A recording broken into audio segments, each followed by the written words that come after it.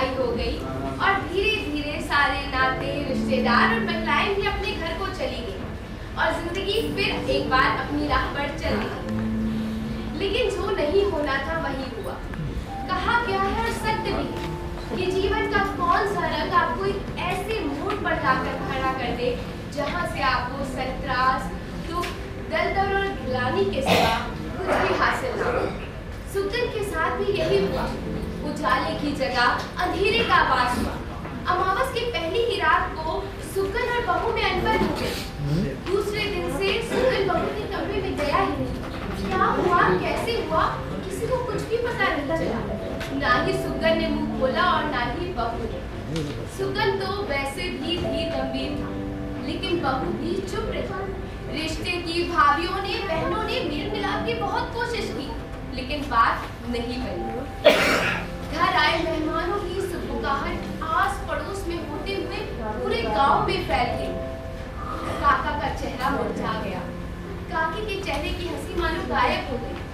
रही सही कसर भी उस दिन पूरी हो गई जिस दिन चौथी लेकर आए भाई के साथ वापस अपने मायके चली।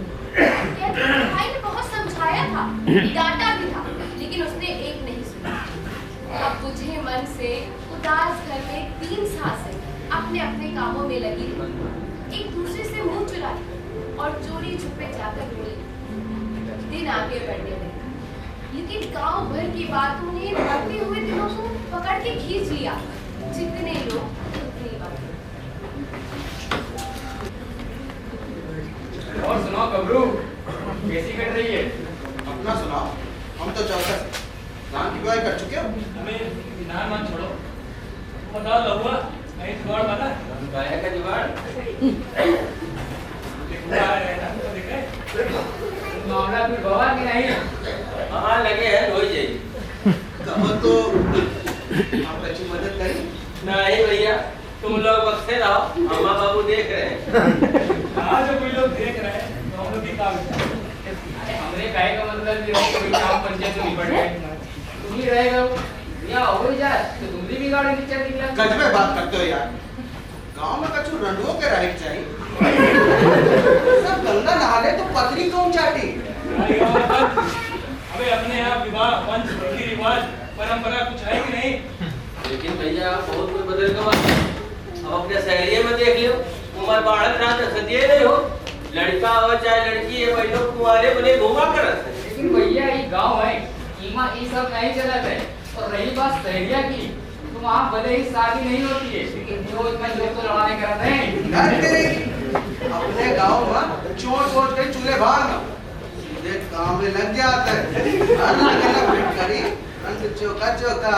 ये भैया कुछ तो शर्म आया करो। तुम्हारा बहन बेटी है, कुछ तो महिलाओं की इज्जत करना सीखो यार। नहीं सब छोड़ो। सुगनवा के बारे में कुछ पता चला?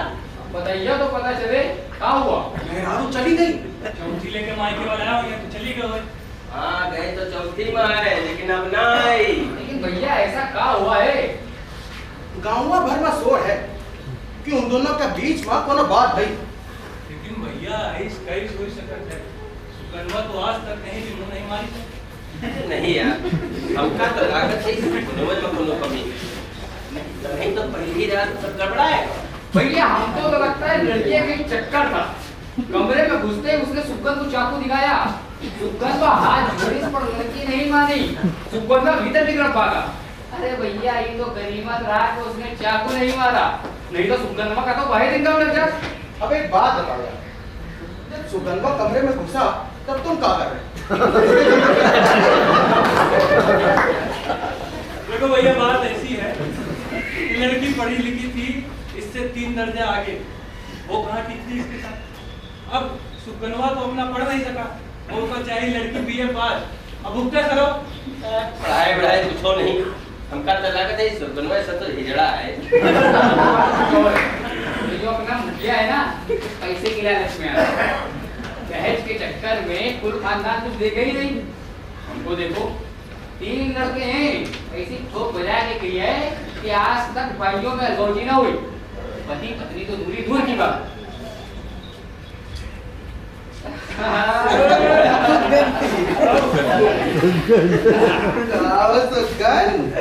इधर कहाँ?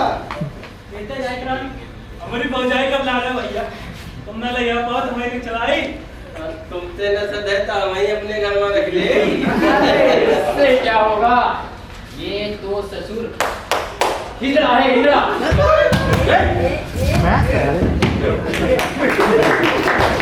चुपचाप अपने बिस्तर पर जाकर लेट गए।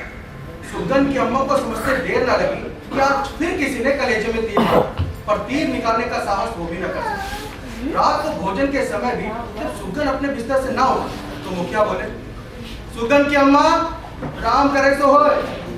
अरे भगवान को यही मंजूर था तो यही सही। पूछ सुगंधा से, क्या खाए पिए छोड़ देने से विपत्ति से छुटकारा मिल जाएगा? अगर जाता हो तो मैं भी आज से खाना छोड़ देता हूँ। और कहकर थाली सरका के चले गए। सुगंध की अम्मा का गला भरा है, आंखें डबडबाई, कुछ बोलते ना बना उनसे, ना उन दोनों को बैठा के भोजन करा सकी और ना खुद भोजन खा सकी। चुपचाप थाली उठाई और रसोई में रखकर वो भी अपने बिस्तर पर जाकर लेट गई। सोचिए, घर के सदस्य तीनों अपने अपने बिस्तर पर करवटें बदल रहे। रात जैसे जैसे गहरा रही थी, ठंड और बढ़ती जा रही थी और सुगंध के भीतर जो आग लगी थी वो इस ठंड में मद नहीं पड़ रही। रह रहकर दोस्तों की हंसी और उनकी कही बातें कानों में गर्म शीशे की तरह उतर रही थी। छटपटा मुखिया भी रहे थे और सुगंध की अम्मा भी। पर नींद आखिरकार उन दोनों की आंखों में उतर ही है।